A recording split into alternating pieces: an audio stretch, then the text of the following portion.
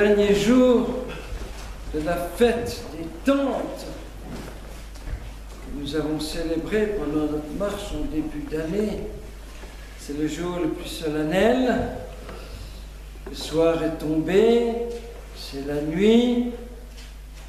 Il y a une grande procession avec des torches allumées autour de la piscine de Siloé, celle qui amène l'eau à Jérusalem par un canal qu'on voit encore sous terre, pour ne pas que les ennemis, quand Jérusalem sera assiégée, puissent couper l'eau.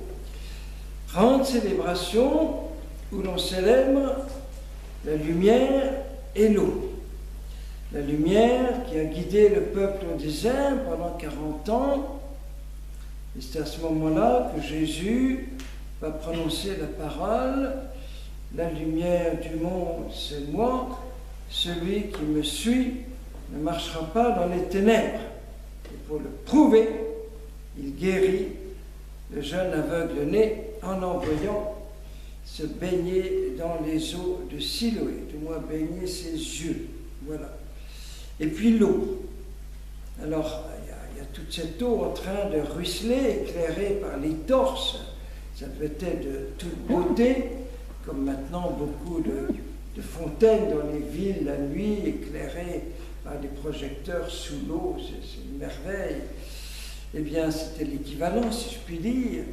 Et Jésus en profite, justement, pour lancer cette parole extraordinaire qui va traverser le temps.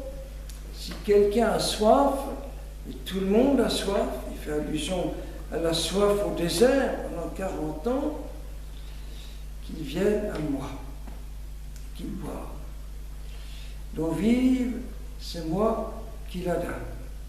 L'eau vive de l'Esprit Saint. Saint Paul parle de ce rocher mystérieux qui accompagnait pendant 40 ans les Hébreux au désert, qui était comme une source d'eau permanente pour qu'ils aient soif, pour qu'ils puissent étancher leur soif partout. Et Jésus est celui qui nous accompagne à travers tous les déserts de notre vie et d'où jaillissent ces torrents, ces fleuves, je dirais des cascades, des rivières, des fleuves d'Esprit Saint. Et Jésus précise très précisément de son sein, on travaille quelquefois de son cœur, jailliront ces sources d'eau vive. De son cœur. Et alors Jean, l'apôtre, doit faire une petite explication. Parce qu'il dit, il n'avait pas encore d'Esprit Saint, parce que Jésus n'avait pas encore été glorifié sur la croix. Son cœur n'avait pas encore été transpercé. Il n'était pas encore allé jusqu'au bout de son amour. Et saint Thomas d'Aquin est très intrigué par cette parole. Il dit, mais tout de même, l'Esprit Saint était présent depuis le commencement du monde. Il reposait sur les eaux originelles. Il a parlé par les prophètes, il a inspiré les juges, les rois. Il était partout présent dans la première alliance. Il était présent par-dessus tout. Au moment où Dieu se fait chair dans le sein de Marie, il était présent à la visitation. Et puis maintenant, Jean dit, il n'était pas encore donné. Et pour cette brève question pour Thomas d'Aquin. Qu'est-ce qui prend à Jean, qu'est-ce qui lui prend de dire qu'il n'y avait pas encore d'Esprit Saint? Tout de même, il exagère un peu. Alors il explique. C'est vrai que l'Esprit Saint était toujours donné jusque-là, mais, alors là c'est l'astuce théologique de Thomas, mais pas encore de cette manière-là. Il a donné à partir de la croix, à partir du cœur ouvert, d'une manière toute nouvelle, comme jamais, jamais, depuis la création du monde, depuis Abraham, comme jamais il n'avait donné.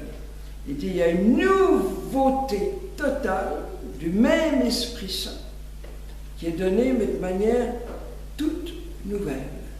Voilà, venant habiter nos cœurs. Voilà. Et le fait qu'il sorte qu'il jaillit de la source, C'est pour ça que dès le soir de Pâques, il y a ce qu'on appelle la Pentecôte pascale, Jésus souffle sur ses apôtres, une nouvelle création, et montre la source du souffle, si on peut dire comme ça, montre justement son côté ouvert. Voilà. Et c'est tellement beau que nous recevions cette parole, cette réalité de Jésus tellement forte en cette semaine où nous allons aborder les martyrs du XXe et début XXe siècle.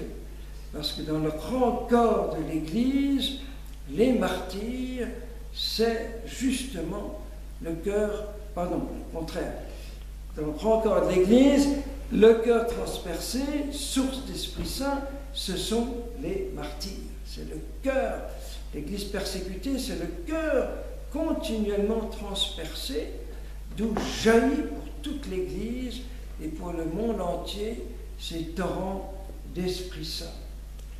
Lors du premier rassemblement international du renouveau charismatique à Rome, lors du grand jubilé, qui a lieu tous les 25 ans normalement, en 1975, les organisateurs avaient eu une idée de génie, mais ne pensaient pas que eux voyaient l'aspect pratique.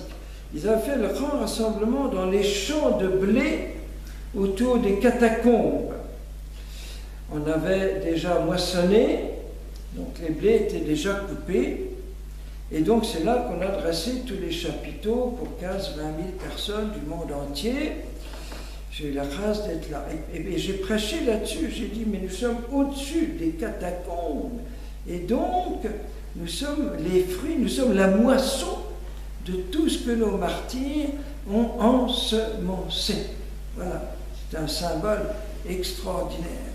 Nous avons fêté Fatima il y a 2-3 jours, l'entrée dans le grand centenaire, et la dernière vision de Fatima, c'est justement comme sur la croix de François, 2 anges tenant des arrosoirs de cristal sous les mains de Jésus, arrosant la terre, et le désert en devient un verger ou un jardin. Voilà. Et ce sang qui féconde notre terre, Lucia a précisé, cette précision stupéfiante, ce n'était pas le sang de Jésus, c'était le sang des martyrs traversant les plaies de Jésus. Je dirais, il faudrait rajouter se mélangeant au sang de Jésus. Voilà. Donc c'est très beau de voir, en commençant ce petit cours, ce grand évangile qui manifeste les martyrs comme source des torrents d'Esprit Saint, source de la Pentecôte nouvelle dans notre monde.